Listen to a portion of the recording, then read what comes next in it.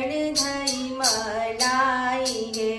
अरे रौरा दुअरा शिवजी ऐनी चरण धई मनाई गे।